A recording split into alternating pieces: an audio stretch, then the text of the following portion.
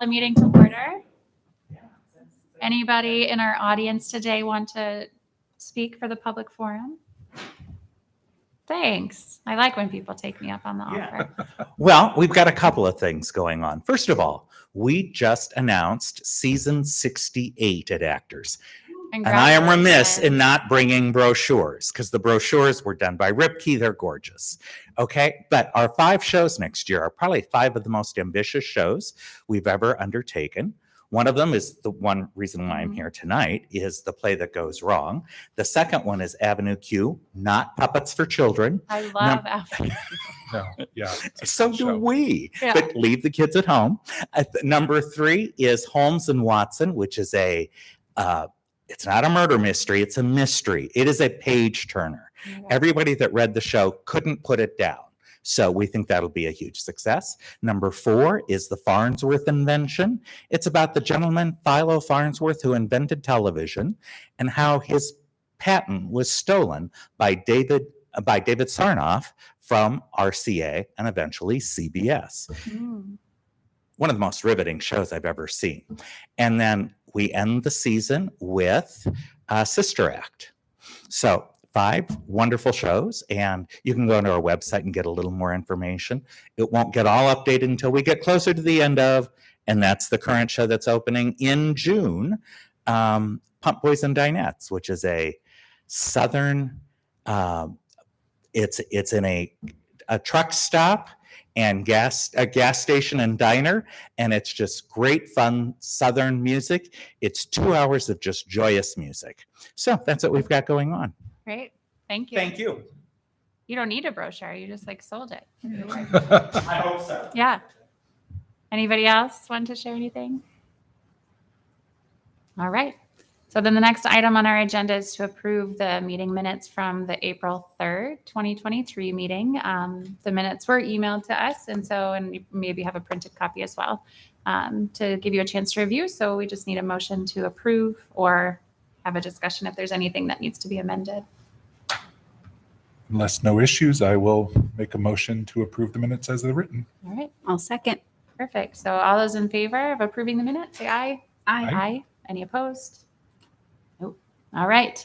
So now the bulk of our meeting is why you're all here, is for the fall 2023 special project grant hearings. And so Stan, if you want to come back up, the first on our list is actors for the Play That Goes Wrong set construction. Okay. Typically when we do always when we do our annual CODA grant, we have no idea what the shows are at that point because the grant process is so far in advance. So we're asking for a mini grant, and anything that we can get will be of help, because if you have ever seen the Play That Goes Wrong, everything goes wrong. And we have to have falling second story sets. We have falling chandeliers. We have falling fireplaces. There are doors that go. And in fact, the set and all the effects are so complicated that there is now a Facebook group that discuss how do we do certain things for the show so that people can learn how to do it. We think, acquired one of the expensive pieces for the set, which is the falling second story. Okay, and we're getting it from a theater in Tipton. But there are so many other pieces, and so many of them need to be built. And this is probably $2,000 to $3,000 more than our normal set building budget, because as David knows, we do theater on the cheap. Mm-hmm. And this isn't just, it's not just all the effects, but we have to do them safely, because there are people on the stage with stuff falling all around them. And so it just ups that ante exponentially more. And so we're looking for help with a set that we really weren't anticipating when we filled out the CODA application. Any questions? Do you want to ask the question there was a question that was sent by Steve, who couldn't be here today. Okay. But if you had other questions first, or if you wanted to ask that question. I'll let you ask Steve's. Okay. My question, and I know I've seen it. I know you've seen it. Yeah. Sarah, have you seen I it? think Steve had said he'd seen it too. There were Yeah. several of us. Yeah. Yeah, I saw it down, and clearly not the same. I saw the Broadway show down in Des Moines. Des Moines, yeah. And yes, so I'm very familiar with what the set entails. My question that I had when I was thinking a little bit about it, not to play personal history, but not only the materials. Clearly, I understand the concept of building more materials, and obviously the safety. Having seen that show, Safety I'm is worried an issue. Yeah, safety is a big concern for that show. Do you have? Are you allotting for perhaps outside? I don't want to not necessarily say contractors, but outside your normal retinue of builders, do you foresee a need to bring in maybe more skilled labor who can do some of the tasks that are necessary for the show? Not so much that, as we plan on buying as many of the special pieces that you have to get. Like Tipton, you said? Yes, yeah. And equally, we have to buy a grandfather clock or make a grandfather clock that someone fits into and you can tip on their sides. There's the revolving bookcase. I'm giving all the jokes in the show away. But if you've seen it, you know what I'm talking Plug about. your ears. Yeah, if you haven't seen it, don't listen. Spoiler. But we think, and we've had lots of conversations with Tipton to see what else we can get. And there's a community theater in Kansas. Don't ask me where, because I don't remember. And even today on the Facebook page, there's another theater that said, we just built the set. It was successful. We're selling off pieces. For us, it makes a whole lot more sense to buy as many of those pieces as we can, hence the additional cost. Okay. Does that make sense? Mm-hmm. No, that does. I was curious Yeah. because knowing the full spectrum of Oh, yeah. what needs to be constructed, Yeah. hearing that you're looking Well, to buy for instance- pre-made pieces makes Yeah. a little more sense. And not only that, but for instance, plug your ears. At the end of the show, all the flats fall. Now, we won't Yes. have all the flats fall. We have wooden flats. Mhm. That's dangerous. So we're going to have to remake all the flats for the show with muslin so that if somebody is an inch off, they don't get hurt. And that's the kind of thing that we're paying very serious attention to for this show. Yeah. So, yeah. Well, I saw it at Circa 21 Dinner Theater in, is it Rock Island, Illinois? Sorry, and it's within the last year, so they may still, I don't know if you've gone out of the state to look for pieces. No, we of it. haven't yet. We've been searching. Yeah. Well, Kansas. We hooked up with a theater from Kansas, but yeah. That would be one to look at, but. I do have contact. I mean, that's my stomping ground. So Oh. if you need contact for Denny Hitchcock with Circa, I can at least. Oh, that'd be great. Because like I say, we don't want to build any more Yeah. than what I don't we know if he's have kept to. anything or if he did the same thing you did. But Yeah. Yeah, because it was about a do- year ago. Well, and the jokes are standard jokes. I mean, today the big discussion on the Facebook group was, what did you use for white powder? And it was some kind of flour, and somebody said, we use powdered sugar. Don't do that. Too sticky. It made everything sticky. Yeah. So I mean, this is like, and everybody's doing this show right now. Yeah. No, it's incredibly entertaining, and I think yeah. I think people will really enjoy it. But just to go to Steve's question, so you kind of answered it already, but it was just wanting a little bit more clarification of how this request falls outside the regular annual grant process. And I guess maybe just the follow up to that, and would just be, how is the annual grant then factored into your budget for this play, right? Like maybe when you do fill out your annual grant request, how do you, or what do you allocate per play as you're still kind of trying to figure out what your plays are going to be or what you're going to be performing that year? we, when we're putting together our show budgets, okay, we figure out, first of all, we figure out with CODA money and our expenses, because we do our annual budget at the same time we do our show budgets. And our annual budget also includes, the utilities, the keeping going of the building, all that kind of stuff, and insurance and electricity. Okay, so we figure out our building expense, and then we deduct from that our CODA income, okay, as the starting point. And then we take it from there to say each show, because at Actors, shows have to pay for themselves, okay? We can't afford to have a show that goes into the red, okay? It just, shows have to pay for themselves. So then an addendum to that is there any part of maintaining the building that show has to pick up part of the cost of? So it's like all money, when it comes in the door, it's all the same money. Yeah. But we do know that we have a dollar amount that we have to make sure we cover, because Actors can't afford to run in the red.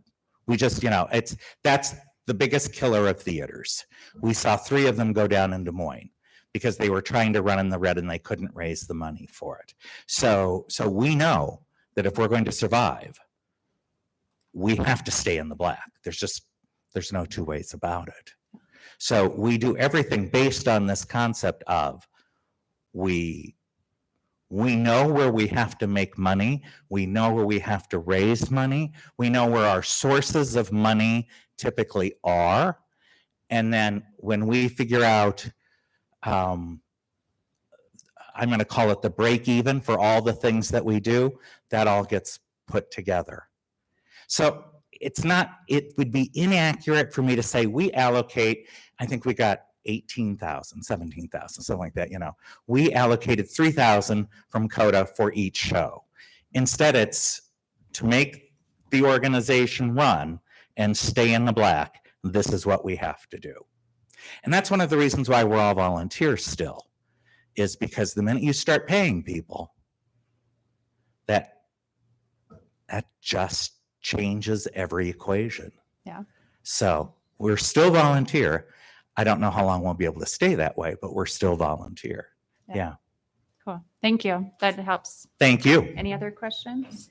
No? All right. I think we're good. Usually I have to applaud to get me off the stage. I right. I wish you luck with your season. They're very ambitious shows. Oh, all five. They are, all 5 are. But all in a different way. Yeah. That's what's so great about it, is those 5 shows are as different and challenging in a very different way. So we're not going back the same well, sucking up all the energy. So Do you know when you do Avenue Q, do you know Amanda Pettifish-Schrog? I don't know Amanda. You Ooh, should is know she a Amanda puppeteer? because she is a phenomenal puppeteer. And we think You should probably come back to the microphone if we're still talking. Okay. Correct me if I'm wrong. She's leading Amanda ISD. Pettifish-Schrog and the puppeteer from UNI. UNI did Avenue Q a handful of years ago. Time flies when you're having Yeah. fun. It might be 10 or 15. Yeah. But we contacted UNI and they said, oh yeah, our puppets are available. And when you rent our puppets, you get a full day class on puppeteering. Oh, wow. So, that's, and luckily, while the set in Avenue Q is, if you've seen it, is complicated Mhm. and it's got pieces. It's not complicated like, what show are we talking about? The Play That Goes Wrong. Yeah. So, yeah, senility is a horrible thing. Mhm. So, That was all. I was just going to say, but Yeah. then since we were still but I talking- didn't know that about Amanda. Yes. yeah. And I know her mother-in-law, so. Yeah. So she could Okay, easily do, either classes, I think, Yeah. puppeteering or do a. no, see, I didn't know that. So that's very good information. Thank you. You're welcome. All right. Up next is Ames Town and Gown.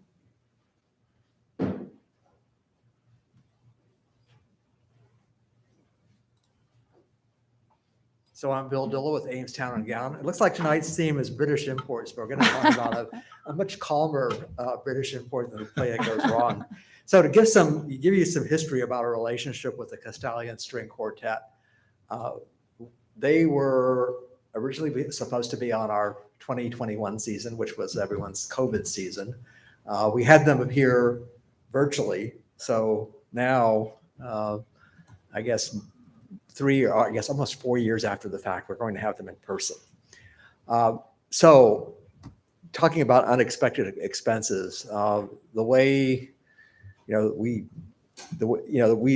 we're applying to CODA, we're setting a fairly tentative budget, but basically what we do is for our artistic talent, take last year's numbers and figure in an inflation amount. And fortunately for us, maybe unfortunately for the artists, the fees haven't gone up as fast as inflation. But in this particular case, when we first dealt with them, they were an emerging group.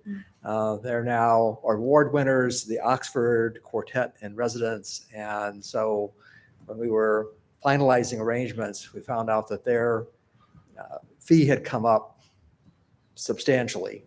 And the budget would have been adequate to fund their performance, but not an outreach. And these outreaches are very important. So to give you an example from this past fall, the Gregorian Brothers outreach, we had them appear at Gilbert Middle School on a Friday afternoon.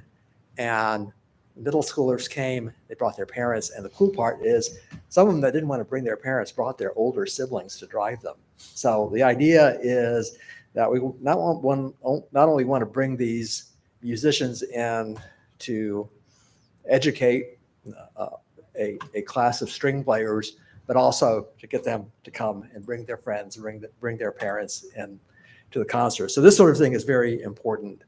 I guess one good thing about the budget is we're able to work with them for a fairly compressed schedule. So we're not asking for any money for additional lodging.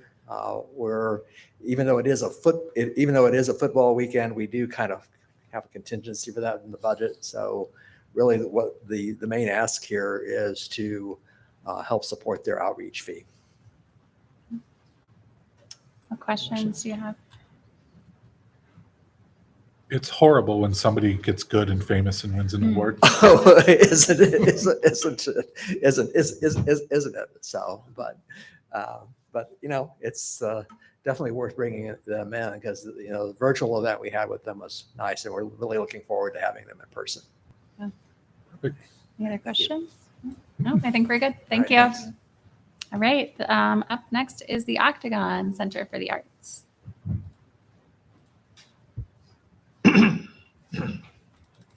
Hello, everybody. Hi.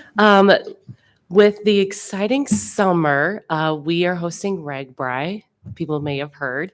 And so there has been an opportunity for an Ottumwa artist by the name of Isaac Campbell to come do a wheat pasting mural located in downtown Ames. And so this is a project that's working with Discover Ames as well as Main Street Cultural District.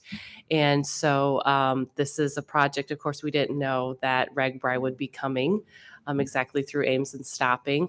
But we're hoping to do a mural that's about even 20 feet long in downtown Ames.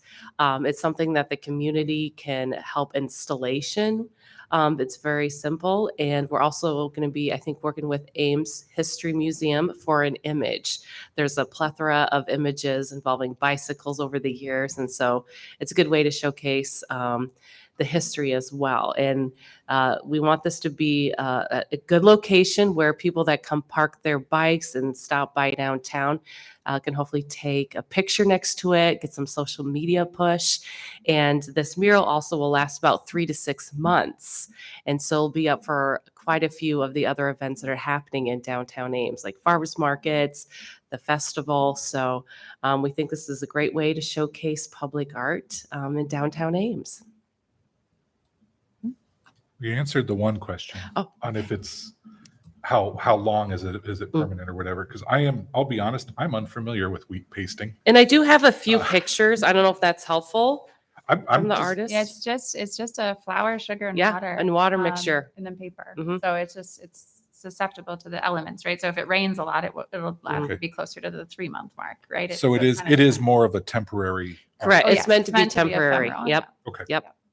I mean, that was my main curiosity is, was this a permanent or temporary structure? Do you have a building? There are 3 locations, and we're waiting to hear back from the owners to see which location might work the best and which ones approve it. So we definitely have a favorite just because of size. And we did a walkthrough with the RAGBRAI committee too to see like where the different stations will be to kind of get the most visibility. So yeah. So then my question was with the letter that was Yes. attached, because it said in that letter that each town would be getting a complimentary mural. hmm And so I wasn't sure if you could just explain what the Sure. additional funding is. Yeah. for. So the Isaac is doing basically 100 square feet. So it'll be like a 10 by 10 size. But we thought this is Ames, it'd be great if the artist is already here, if we can almost double that mural as far as visibility's sake. So that's what the additional amount would be for, if that answers your question. And all 3 your spots can fit a 20 by 10 mural? Definitely one. There's another one that could go higher too. So, and there's another one that's kind of involves an arch too, that the artist thought might be nice because they could also protect it from the elements. Mhm. So if our first choice says no, there is a chance to even do 2 murals in 2 different locations if the other 2 say yes. But there's also, I think, the nice thing about having a larger mural for just kind of the visibility sake. So it could be a larger one, but if that one passes, we may have to do 2 separate ones, both located along Main Street. So yeah, we'll hear back. Any other questions? No. No, I think Okay. we're good. All right. Thanks, Thank Heather. you. Thanks, Heather. All right. And then Story Theater Company.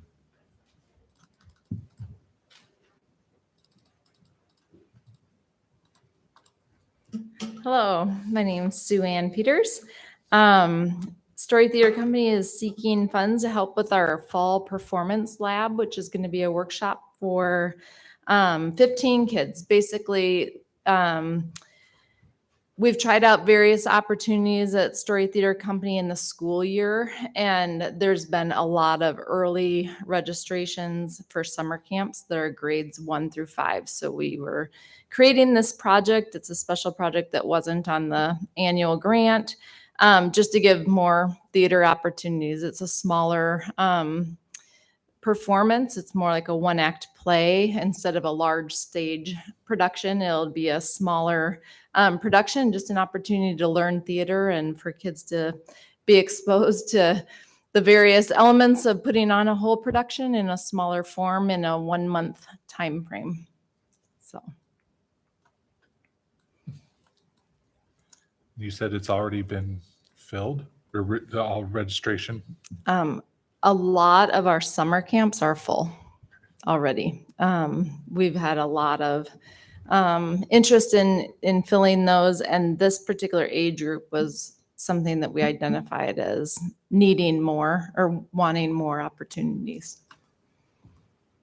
It's not a bad problem to have No. if you can. So we did have one question again from Steve, who couldn't be here, who just wanted to ask about the cost and how it compared to the number of young people participating. I don't remember exactly how he phrased it, but it was something about whether or not that was a comparable amount for like $1,000 ask for this grant for 15 students. And so I was just going to your budget too, if you could just trying to think how to phrase this question better. But he was just saying, not knowing the industry, is this kind of generally what these types of workshops would cost for students? Yeah, actually, it's pretty low cost doing it in our own facility. And the registration fees for the students are less than if they were in a full main stage production. So, yeah. Does that answer? I think that should be, did you find his actual question? Yeah. What he wrote is requested CODA funding alone is $1,000 for the benefit of just 15 students. Perhaps the presenter can be asked if that is a reasonable cost for this sort of thing. I don't know the landscape. So Yeah. So I think you answered that. yeah, I think. I think. it sounded yeah. Yes. Any other questions? Good. No, I don't think so. Thank Okay. you, Suzanne. Thank you. All right. And that is the end of the special project grant hearings. And so Brian will send us a worksheet. Mhm. Yes. And I'll send a spreadsheet tomorrow, if not tomorrow, by the end of the week, certainly. Okay. Outlining the requests and how much money you have available. And then since this is for grants occurring in the first half of the next fiscal year, you'll have to determine how much, if any, you'd like to keep set aside of your pool of money for grants for the spring in 2024, because that'll come from the same pool. So I'll send you a spreadsheet. You can fill in the lines for just your name and then send it back to me and me alone. And then we'll consolidate all of the recommendations that you individually put together and present it to you at the next CODA meeting in June, where you will reconcile any differences and make your recommendations to the city council. Perfect. that's good. Any questions, especially Sarah? No. And we have a smaller amount than we've had in the last couple of years that I've been here, just so you know, that we set aside for special project grants. Yeah, the big thing, Susan, is just to know that, or Sarah, sorry, that it's just for both spring and fall. Got it. Yeah. So Okay, and so that'll actually be the primary focus of the June meeting, is to make those final recommendations so that then Brian and the city can work on the contracts and, you know, we can work on art things in town. yay. So that's the last thing on our agenda, is just a reminder that that meeting will happen on Monday, June 5th, right here. So with Perfect. that, we will adjourn.